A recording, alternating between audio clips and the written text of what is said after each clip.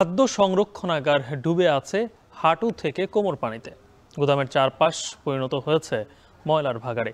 এ নিয়ে আরো জানাতে যুক্ত হচ্ছেন মাসুদ আলম। মাসুদ, জলাবদ্ধতা নিরসনের জন্য কর্তৃপক্ষ কি ধরনের ব্যবস্থা নিচ্ছে?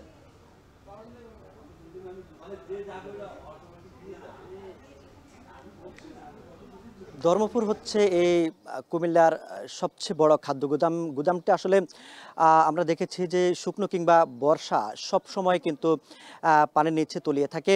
আমরা আসলে এই বিষয়ে খাদ্য নিয়ন্ত্রকের সাথে কথা বলেছি জেলার।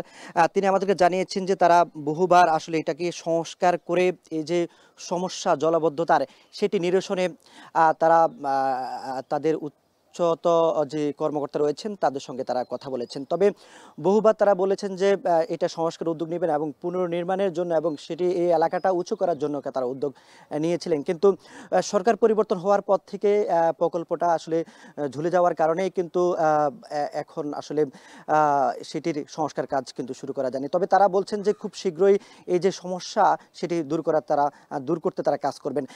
আমি যদি দেখাই আসলে এই যে এখানকার এই যে খাদ্য গুদামটি, এই খাদ্য গুদামের প্রবেশ পথ থেকে শুরু করে প্রত্যেকটি গুদাম ঘর কিন্তু আসলে পানির নিচে তলিয়ে থাকে।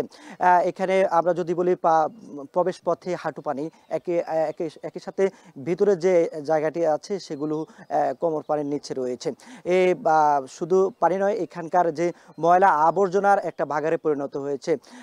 বিভিন্ন জঙ্গলে রূপ নিয়েছে, যে গাছগুলো রয়েছে সেগুলো মারা গিয়েছে। এই খাদ্য গুদামের 14টি গুদামঘর রয়েছে, যেখানে 10,000 টনের বেশি আসলে খাদ্য সংরক্ষণ করা যায়। কিন্তু এই যে জলাবদ্ধতা সংকটের কারণে স্যাঁতস্যাঁতে পরিবেশ তৈরি হয়, একই সঙ্গে হচ্ছে সাপ এবং ইঁদুরের কারণে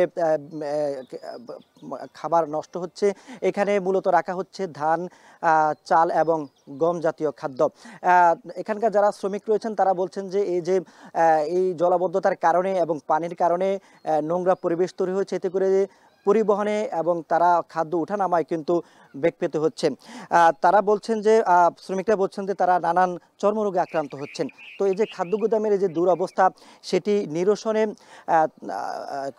আপনার জেলা প্রশাসনও কিন্তু বেশ কয়েকবার তাদের যে আইন উন্নয়ন সমন্বয় কমিটির সভা রয়েছে সেগুলোতে তারা আসলে সেটি নিয়ে তারা কথা বলেছেন। খাদ্য নিয়ন্ত্রক বলছেন তারা জেলা প্রশাসন থেকে শুরু করে যে সিটি কর্পোরেশনের যে কর্তৃপক্ষ রয়েছেন তাদের সঙ্গে কথা বলেছেন। কারণ হচ্ছে যে এই পানিগুলো যেগুলো এই খাদ্য গুদামে আসছে, এই পানিগুলো মূলত হচ্ছে সিটি কর্পোরেশন এলাকার যে বাসাবাড়ি এবং কলকারখানার পানিগুলো রয়েছে সেগুলো মূলত এখানে আসছে, যার কারণে নিষ্কাশন ব্যবস্থা না থাকার কারণে কিন্তু এই জটিলতা তৈরি হয়েছে। তো গালিব, এই ছিল কুমিল্লা থেকে সবশেষ। কুমিল্লা থেকে যুক্ত ছিলেন সহকর্মী মাসুদ আলম। এদিকে গাজীপুরের চৌরাস্তায় অল্প বৃষ্টিতে